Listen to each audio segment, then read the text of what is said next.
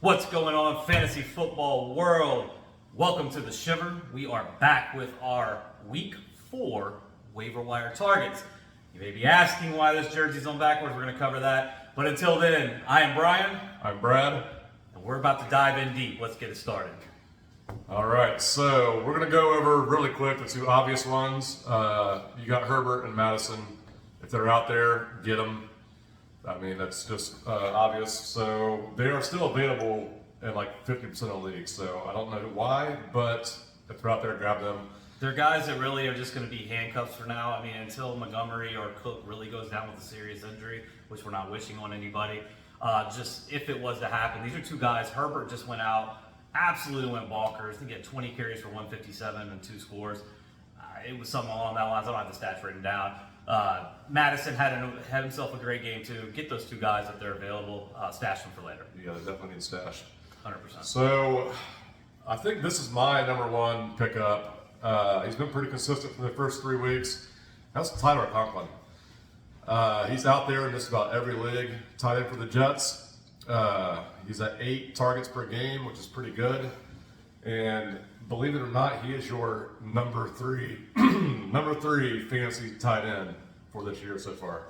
I know there's a big drop off between Andrews, Kelsey, then you got this guy. So he's the number 3 tight end. He's my number 1 pickup for the week. If you need a tight end to stream, that's your guy. So if you missed out on guys like Travis Kelsey, Mark Andrews, Kyle, we won't even put Kyle Pitts there, but if you missed out on them, Darren Waller, George Kittle, those are really the 5 that stood out before we really drafted everything this year. You probably are streaming unless because there's that drop off when you go from the top 2 or 3 to the next level, then down to the next level. Tyler Conklin is putting up numbers better than 3 of those guys that I just mentioned, and he's probably hadn't been touched. He's on that waiver wire. Go pick him up. He's averaging about 11 points a game. 8 targets per game is what he's averaging, and the Jets offense is going to play from behind quite a bit. The Garrett Wilson injury doesn't seem too serious, but keep an eye on it because that could add to Conklin's his target share. But so far this year, he has 18 catches for 140 yards and a touchdown. I mean, if you're streaming tight end, you really can't ask for much better production from that. So Tyler Conklin, if he's available in your league, stash him on your bench, or even start him right now if you need tight end help. Yeah, it's not like he's been a 1 week wonder. I mean, he's done this for 3 straight weeks now. So and the Jets have sucked for 3 straight weeks, and they're going to play from behind. So anybody really that's catching passes in that offense, I really like. Now, we're going to put a waiver or a red flag, we'll say, with Tyler Conklin. And it's the same one that I had with Garrett Wilson, is Zach Wilson still has to come back. We don't know what Zach Wilson's going to look like, how he's going to target that team, what his relationship with those guys are going to be. So keep an eye on that when Wilson comes back. Be a little leery, but, I mean, it could actually help Conklin too. We're just going to have to see how Zach Wilson fits back into that offense. I agree. I think Zach Wilson's probably the worst quarterback on that roster, but he probably might be. But he's their guy. He's their guy. Hopefully he gets better as he gets more experience. But we're going to go into our second waiver wire target this week, and that's going to be Greg Dortch, the wide receiver for the Arizona Cardinals. A lot of people have never even heard of this guy. Greg Dortch, 23 targets so far this year. Remember, you still have... you still got Hopkins coming back after week 6. So, but Dortch is proven to be the number 2 guy behind Hollywood right now. He's actually out targeting Ertz as well. So Ertz was really the guy I thought would boom without Hopkins in the lineup. Dortch last week actually had 10 targets with 9 catches for 80 yards. I'm sure there's a guy in your lineup that didn't produce that. So Greg Dortch, great wide receiver 2 flex option. Go get him. Yeah, and even when Hopkins does come back, he's still going to be on the field. So, I mean, obviously he's going to move to your number 3 receiver instead of your number 2, but he'll still be on the field. I don't think he produces like he is now, but we'll have to see how Hopkins does when he gets back in the lineup. So that's it for him. He's been pretty consistent too. So it's not like he's been like a one week hit or miss type of guy, but he's putting up numbers pretty consistently. And you don't take a guy that honestly is being used in an offense that much. I mean, 10 targets for a week. You don't take a guy like that and just absolutely get rid of him out of your offense. So regardless of Hopkins and when he comes back, you're still going to have Dortch having a role in that offense. And I think moving forward, he's still going to be a viable flex option regardless. I agree. So our next one is going to be Russell Gage. Obviously, there's a red flag with Russell Gage. There's a lot of weapons in that offense. But right now, with I say Evans coming back. He's probably the number 2 in that team. Julio Jones is having trouble staying on the field, just like he has for the past 3 or 4 years. So I'm not sure when they're both on the field who's going to be their number 2, but I think they're kind of like a 2A, 2B type of thing. And then down the road, a couple weeks, we'll have to see what's going on with Godwin or whatever. But right now, if you're trying to stream somebody for this week coming up, they got the Chiefs this week, and that's going to should be a pretty high-scoring shootout there. So I like Gage this week, but I don't think it's a long-term answer. But for the next couple weeks, I think it's a good pickup. For me, I'm a little bit different opinionated on Russell Gage. The reason I say that is because that offense just isn't together right now. A lot of his production this week did come in the later part of that game when they did have to throw to come back. I've said it numerous times, I don't think Tom Brady is going to be that good this year. I just think that he is on that downfall. Now, Russell Gage did have 13 targets. You have to like that out of a guy. Even as a flex play, 13 targets is plenty share to get you a lot of points. He did convert that for 12 catches and 87 yards and a touchdown as well. On the season, he's got 19 catches for 128 and a touchdown. So outside of that game, only 7 catches for about 40 yards. But if you keep an eye on those injuries with Julio Jones, Chris Godwin, all these guys that are injured and not on the field, if they are not on the field, Russell Gage is obviously going to be on the field. And Brady has proven that he likes him over guys like Rashad Perryman, even Cole Beasley coming in. Everybody was big to jump on him. So keep Russell Gage on your mind and watch those injuries. If those injuries continue to pile up, he's definitely a viable option into your flex. So I guess that puts us into our last player we're going to feature. Now, we're going to talk about a few players to keep your eye on. We're not going to throw a lot of stats at you, but some guys you may want to look for. We're also going to talk to some guys if you're desperate at positions that you could maybe go at after as well.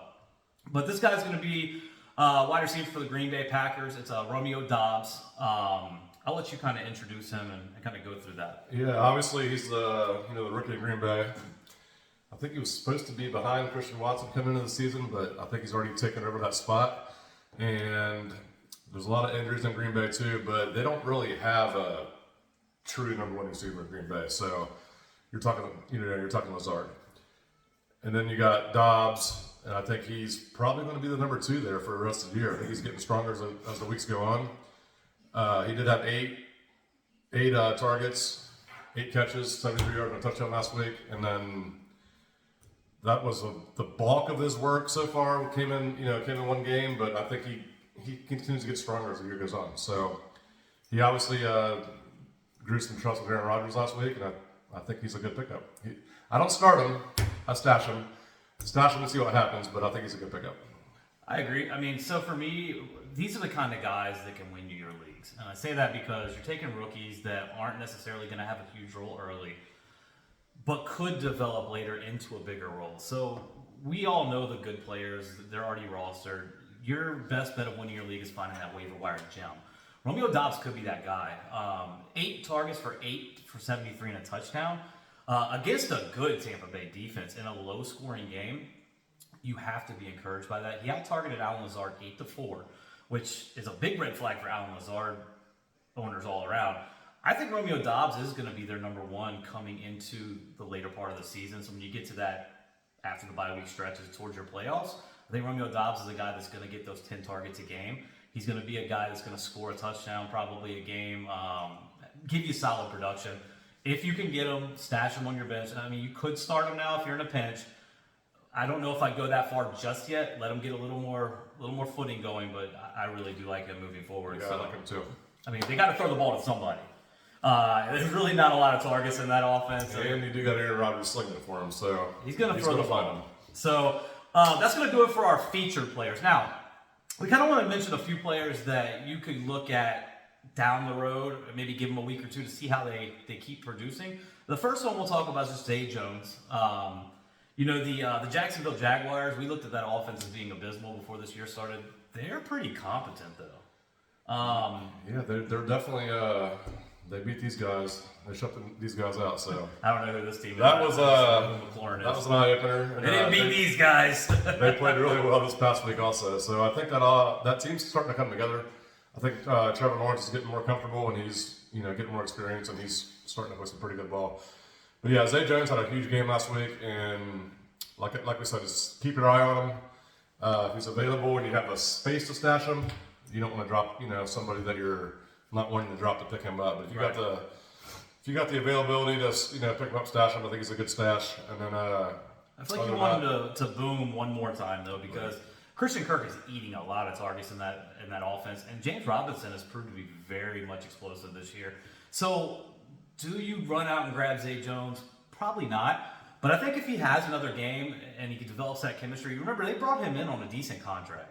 Everybody forgot Christian Kirk got paid a lot of money. They didn't bring these guys in to not throw them the ball. So I think with Zay Jones, if he has a game next week where you're like, man, 6 catches for 70-some yards, and you got some guys on your bench that just aren't producing, I'm going to throw out a name, just Brandon Cooks, for instance. It just comes off the top of my head. You got guys that are in bad offenses that just aren't producing at all. Start looking to add these guys that are going to get you points down the road. Yeah, because Jacksonville's, they are playing good ball right now, but they're also a team that can fall behind in some games and they can be throwing, the whole second half. So even playing from ahead, they've thrown the ball a lot. Surprisingly, they laid an egg against Washington, which is really weird. They actually didn't play terrible that game, but they've gotten much better as the weeks go on. So for me, like I said, next week is a big week for him.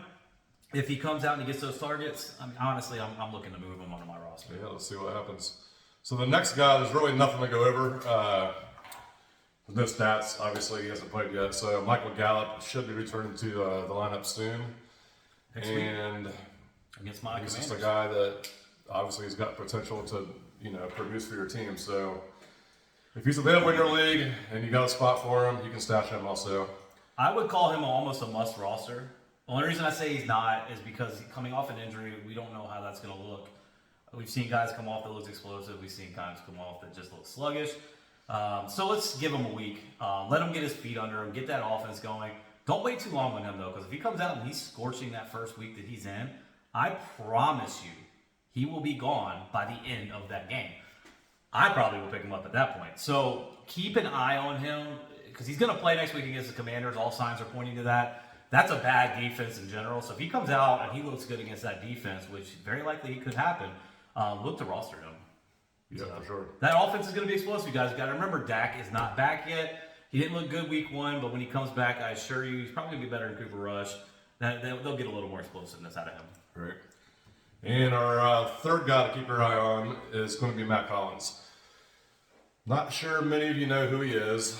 I think he broke into the stat chart last week and like 158 yards or whatever it was. Actually highlighted him on a video we did last week. Yeah, last week I talked about him too because the week before he had more targets than Devontae Adams. He had like 8 targets the week before. So he's definitely a guy that's going to put up, draw some targets, and we just, he's 29 years old. He's been in the league for a while, and he's kind of doing like career things right now. So He's not really high on him. Again, this is just like these are the guys to keep your eye on. It's not like we're telling you to go out and pick them up, start them. CeeDee Lamb with the first catch of the game. But I think he deserves a roster spot if you got it available. Stash him, see what happens. Obviously, Renfro's been out, so that might have something to do with a little bit of this. So now, what you got to remember with Matt Collins, there's just a couple of things that I've noticed with him. He does have those games where he'll go out and get some big catches. Problem he's looking at just too many targets in that offense when Renfro comes back. Devontae Adams isn't going to get 4 targets in a lot of games. They're going to look to Devontae Adams quite a bit. So for me, I think Matt Collins could be a stash. You got to see how that Renfro is going to turn out. If Renfro comes back, I just think Matt Collins becomes a little bit desolate.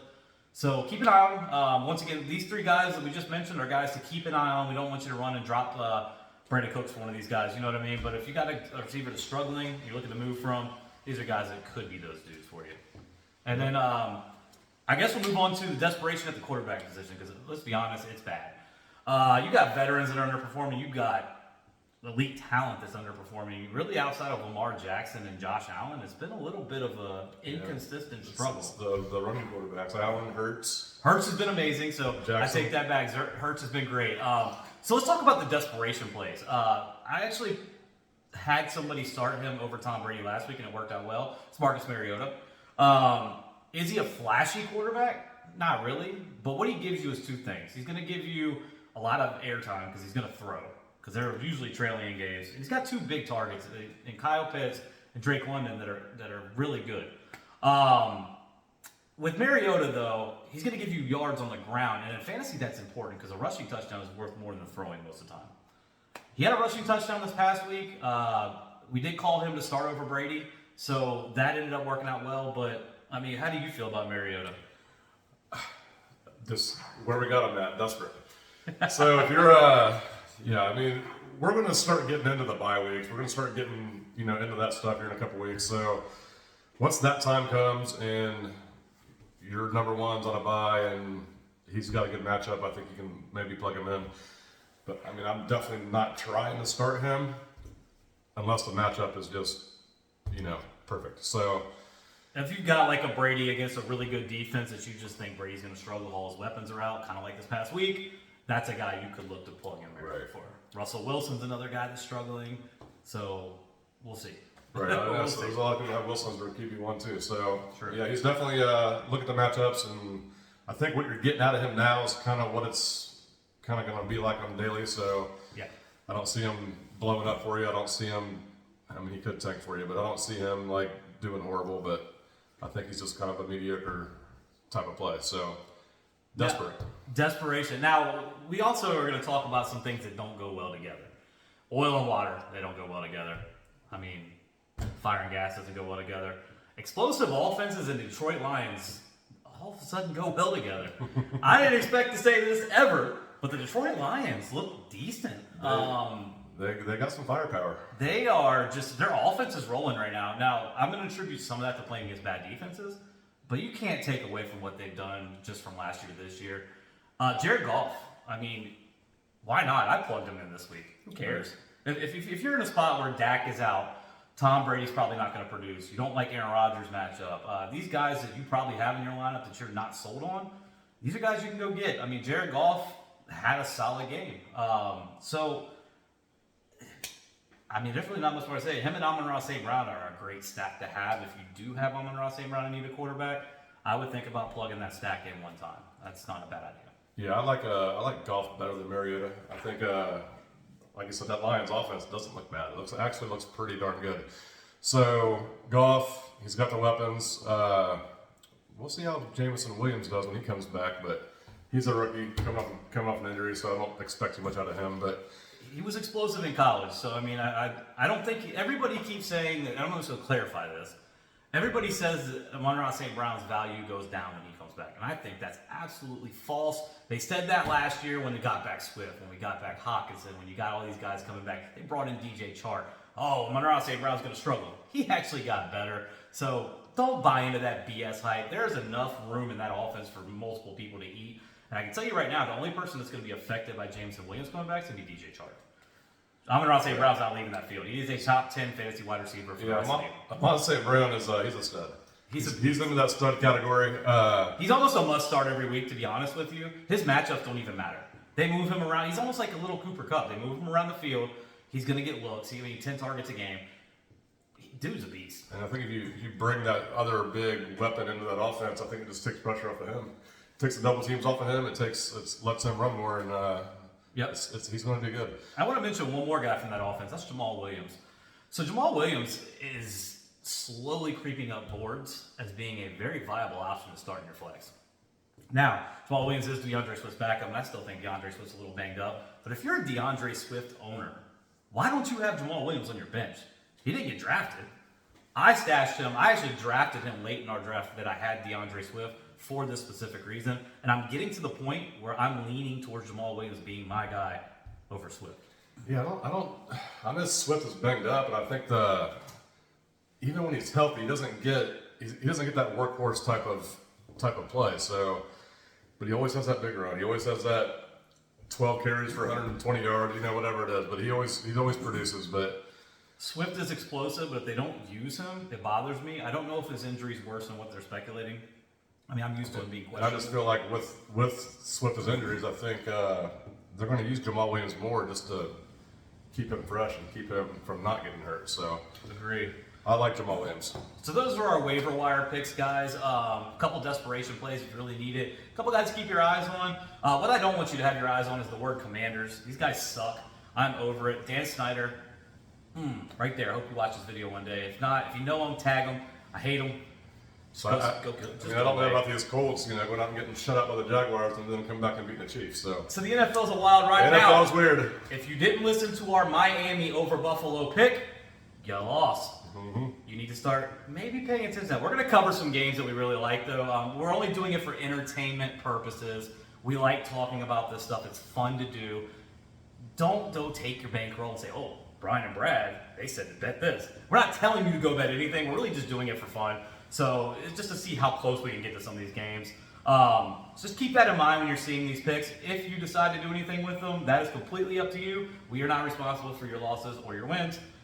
But if you do win, you can come thank us in the comments. If you lose, you can come cuss us out in the comments, I guess. We'll take both raps. Outside of that, that is going to be it for today's video on the waiver wire. If you have some suggestions of guys that maybe you'll be targeting this week that we didn't talk about, put them in the comments. We'll gladly talk about them on our next video. We'll even respond to that comment, maybe give a little insight that we think too. That's pretty much all I got for today. That's pretty much it. Just hit that like, comment, and share button. Also, check us out on Facebook, the Shiver Fantasy Subscribe. Football Insight. We are there. We're doing live everything. Every day we've got threads up for games. We're taking predictions. We're putting our score predictions in that thread. We're eventually going to stop doing them on YouTube and actually just put them on Facebook. We may move to that. So if you haven't gotten on our Facebook page, go like and follow that. And you're going to get all this weekly content for free. You got to pay other guys for this stuff, man. They're not giving you 80% winners like we are right now. So go subscribe to our channels. Until then, I'm Brian. Brad. And we are out. Go Commanders.